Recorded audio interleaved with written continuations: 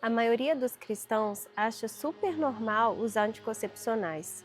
É uma coisa que virou comum, quase automática na vida dos casais. Mas não é só isso. O que a gente vê é que muitos pastores também defendem abertamente o controle de natalidade.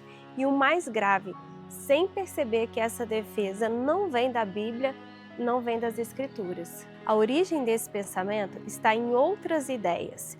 Ideias bem perigosas que vieram da eugenia e da teologia liberal. Mas como é que a gente chegou a isso? Porque olha, nem sempre foi assim na igreja, pelo contrário. E nesse vídeo eu quero te mostrar as raízes teológicas do controle de natalidade. E vou te dizer, é bem mais sombrias do que muitas pessoas imaginam. Se a gente olhar para a história da igreja, passando pelos pais da igreja, pelos teólogos medievais, pelos reformadores e, consequentemente, os puritanos, a contracepção sempre foi vista como algo imoral e contrária à vontade de Deus. Mas por quê? Porque a visão bíblica sempre foi muito clara. Os filhos são bênção de Deus. A frutificação e multiplicação são mandamentos do Senhor. E isso não é somente leitura bíblica não, viu? Teólogos de peso escreveram sobre isso. E nós encontramos escritos sobre isso de Martinho Lutero, João Calvino, os editores da Confissão de Fé de Westminster, os editores da Confissão de Fé belga, os editores da Confissão de Fé batista, o Catecismo de Heidelberg e, além disso, o Sínodo de Dort. Então vejam, meus irmãos, durante 19 séculos era unânime na igreja que a vida era uma dádiva de Deus. Isso era unânime, sem divergências. E o controle humano da natalidade era considerado uma rebelião contra a ordem divina. Agora eu vou ler para vocês as atas da Igreja Presbiteriana Reformada de 1888 e presta bastante atenção. Acreditamos que a impureza, em todas as suas formas poluentes e degradantes, está a aumentar. Tememos que muitos que são membros da Igreja empreguem meios para impedir a prole, usando o leito conjugal para satisfazer as suas concupiscências, destruindo as suas próprias vidas e trazendo sobre si mesmos a ira de um Deus santo. Agora pensa aqui comigo, se foi assim em toda a história da igreja durante 19 séculos, o que aconteceu? O que mudou então? Agora vamos entender o que aconteceu no século XX, aonde foi parar aquele ensino tão claro, tão cristalino sobre a fertilidade e a bênção de ter filhos, e o que aconteceu hoje que está tão diferente. No início do século XX, a gente vê uma explosão do pensamento evolucionista, eugenista e também da teologia liberal. Nesse contexto surge uma figura muito conhecida, Margaret Sanger, ela que cunhou o termo Birth Control, o controle de natalidade. A visão de Margaret Sanger era totalmente eugenista e de controle populacional. Ela defendia que a reprodução humana deveria ser controlada. Ela era contra os pobres procriarem.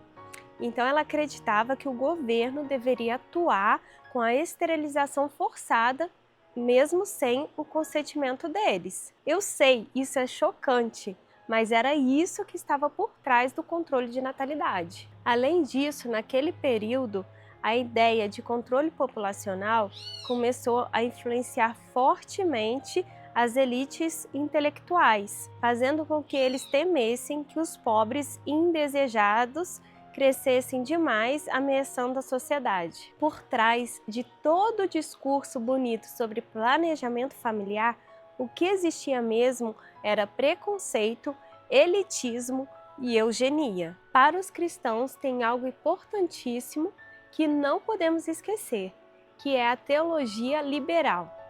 Essa teologia surgiu no final do século XVII, mas ganhou força total no final do século XIX e início do século XX. Mas o que é teologia liberal? Era um movimento que rejeitava a autoridade da Bíblia, negavam a ressurreição de Cristo, não acreditavam na literalidade dos milagres, ou seja, liberalismo teológico não é cristianismo. E não foi por coincidência que no início do século XX que os teólogos liberais abraçaram o darwinismo e começaram a promover uma visão progressista da sexualidade. A moral bíblica era vista como ultrapassada. Era preciso uma nova ética para um novo tempo. E é aí que Margaret Sanger foi muito inteligente. Ela percebeu que os teólogos liberais eram aliados em potencial e ela passou a chamá-los de pregadores eugênicos. Margaret viu como uma oportunidade de ouro para introduzir ideias de eugenia, controle populacional e controle de natalidade dentro das igrejas com uma cara de teologia acadêmica. Agora, claro, nem todos os protestantes caíram nessa. Teólogos fiéis se levantaram contra essa onda. Por exemplo, o principal teólogo presbiteriano do início do século XX que se opôs fortemente à teologia liberal foi John Gresham Machen. Ele era professor do Novo Testamento do Seminário de Princeton e liderou uma revolta contra a teologia liberal e fundou o Seminário de Westminster. John Machen é considerado o último dos grandes teólogos de Princeton, que desde a formação do seminário, que mantiveram a teologia do seminário de forma conservadora e calvinista. Eles foram ridicularizados e chamados pejorativamente de fundamentalistas. Mas isso não é novidade. Historicamente, sempre quando alguém se mantém firme na palavra de Deus e nas Escrituras, vem o ataque. Os próprios puritanos, por exemplo, que receberam esse nome de puritanos de forma pejorativa, porque buscavam viver para a glória de Deus em todas as áreas da sua vida. William Wilberforce, o grande abolicionista cristão, foi muito ofendido por líderes protestantes que defendiam a escravidão. Olha só, um homem que lutava por libertar escravos foi chamado de fanático e extremista. Hoje acontece a mesma coisa. Quem defende a visão bíblica sobre fertilidade, quem diz que filhos são bênçãos e que não devemos impedi-los, acaba sendo chamado de fundamentalista e legalista. Eu vou ler para vocês agora o que John MacArthur disse. No início do século XX, o liberalismo tomou de assalto as igrejas protestantes tradicionais. De fato, pode-se argumentar que a primeira metade do século marcou o início do declínio espiritual mais grave desde a Reforma Protestante. O evangelicalismo histórico, que dominou os Estados Unidos protestantes desde os tempos dos pais fundadores, foi praticamente expulso das escolas e igrejas denominacionais. E é isso mesmo, em poucas décadas, o liberalismo teológico destruiu as principais denominações protestantes nos Estados Unidos e na Europa. Um exemplo claro disso foi Henry Emerson Fosdick, um famoso pastor batista liberal e um dos primeiros aliados de Margaret Sanger. Fosdick questionava a historicidade dos milagres, negava o nascimento virginal, rejeitava a inerrância das Escrituras, não aceitava a expiação como sacrifício propiciatório e também negava a segunda vinda literal de Cristo. Ele dizia que a fé precisava evoluir, assim como a ciência evolui. Olha bem o que ele afirmava. Abre aspas. Assim como as pessoas das gerações anteriores tiveram que aprender que a Terra gira em torno do Sol, a nossa geração precisa encontrar uma maneira de novo conhecimento e a velha fé serem misturados em uma nova combinação. Fecha aspas. Para ele, as doutrinas conservadoras eram um obstáculo. Se a igreja não se adaptasse, ela cairia na irrelevância. Agora veja essa outra declaração dele. Abre aspas. A tragédia da paternidade não planejada será vista pelos filhos dos nossos filhos como algo totalmente desumano. É um problema tanto do homem quanto da mulher garantir que essa desumanidade seja abolida e que a paternidade voluntária seja estabelecida como um funcionamento normal da vida familiar. Fecha aspas. E tem mais. Fosdick também dizia, abre aspas, a ideia de que a mera remoção do medo da concepção desencadeará uma onda de iniquidade é, suspeito eu, uma interpretação equivocada dos fatos. Os filhos dessa nova geração, que foram treinados em um código de honra envolvendo a existência e o uso correto do controle de natalidade, terão menos probabilidade, até mesmo do que seus pais da era vitoriana, de tratar o assunto levianamente ou de se deixarem enganar por tolos. Fecha aspas. Um grande crítico de Fosdick, o reverendo John Machen, declarou sobre ele, abre aspas, a questão não é se o Sr. Fosdick está conquistando homens, mas se a coisa para a qual ele os está conquistando é o cristianismo. Fecha aspas. Gente, exatamente isso. O liberalismo teológico nada tem a ver com o cristianismo. Agora, um dos momentos mais tristes dessa história foi a Conferência de Lambeth em 1930. Foi ali a Igreja Anglicana, a primeira igreja cristã da história a tornar os contraceptivos aceitos. Essa decisão veio sob forte pressão do pensamento liberal e da elite cultural. E veja só, a Margaret Sanger conversou com os bispos, influenciando as esposas dos bispos que queriam fazer o controle de natalidade. Essas referências históricas estão no meu livro Fertilidade sob Ataque. O documento final da conferência foi extremamente antibíblico e foi disruptivo. Pela primeira vez na história, uma denominação cristã aprovava o controle de natalidade. E isso, meus irmãos, foi como abrir as portas para o inferno.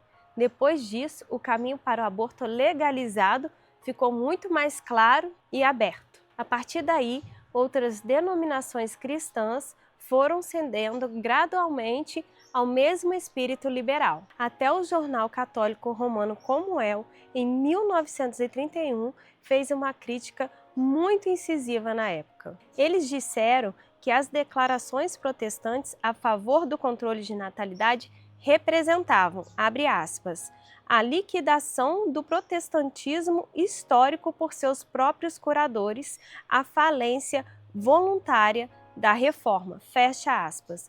O jornal ainda observou que a autorização ao controle de natalidade veio do lado teologicamente liberal, do campo protestante, e que muitos protestantes históricos ainda eram contra. Mas, com muita lucidez, eles disseram, abre aspas, é provável que a luta da ortodoxia será inútil, que na melhor das hipóteses, eles só conseguirão manter uma ação de retaguarda, falhando à medida que recuam para cavar para a última batalha, fecha aspas. E olha só como eles concluíram, abre aspas, a contracepção legalizada seria um grande passo na estrada em direção a clínicas para o aborto, esterilização compulsória daqueles declarados impróprios por eugenistas fanáticos e a destruição final da liberdade humana nas mãos de um Estado pagão absoluto, fecha aspas. E, infelizmente, foi exatamente isso que aconteceu. A sociedade ocidental seguiu por esse caminho. Mas a história não acaba aqui. Agora que a gente entendeu tudo isso, é importante ver como a teologia liberal abriu o caminho para algo impensável, que é a contracepção entre os cristãos. A maioria dos cristãos que defende o uso dos anticoncepcionais não faz com base nas escrituras. O conhecimento da lei natural é ridículo no nosso meio. Se você ouvir as opiniões de quem é a favor da contracepção, não vai encontrar um exame profundo da palavra de Deus. Como diz o pastor Brian Rod, argumentos favoráveis aos contraceptivos, na verdade, não são argumentos. O que a gente ouve é opinião pessoal, argumentos de conveniência, argumentos culturais, mas não fundamentos sólidos com base bíblica. E essa mentalidade antinatalista foi avançando e se espalhando até chegar ao aborto. A grande verdade é que não foi um movimento de fidelidade bíblica que nos trouxe até aqui. Nós cristãos precisamos voltar às Escrituras e refletir sobre tudo isso. E eu te convido a pensar, foram 19 séculos de cristianismo com pensamento unânime que a contracepção é algo pecaminoso. Apenas nos últimos 90 anos que uma visão favorável ao controle de natalidade foi se espalhando pelas igrejas. E você acha mesmo que de repente toda a igreja histórica estava errada e só agora, sob a influência do século XX, com a podridão moral, é que descobrimos a verdade? Agora olhe em volta, meu irmão, e veja o que aconteceu com a nossa sociedade após a liberação da pílula na década de 60. E foi um efeito dominó. Eu até enumerei aqui para vocês para não deixar de citar algumas das principais consequências.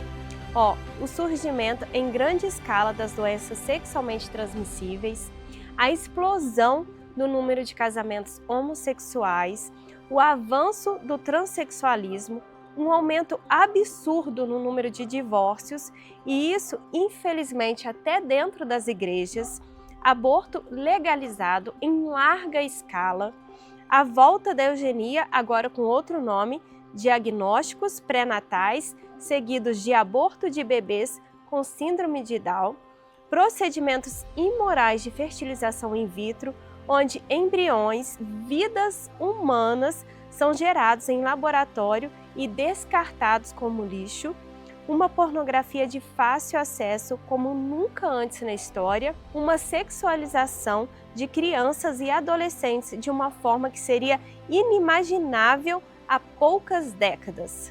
E tudo isso mostra uma coisa, nós estamos de volta ao paganismo. Agora pare e pense, quem estava certo? Os 19 séculos de sólida teologia cristã de fidelidade às Escrituras ou os teólogos atuais? Que, querendo ou não, foram influenciados pela decadência moral do século XX. Que o Senhor nos dê graça e discernimento para reconhecer a verdade. E que Deus te abençoe e até a próxima.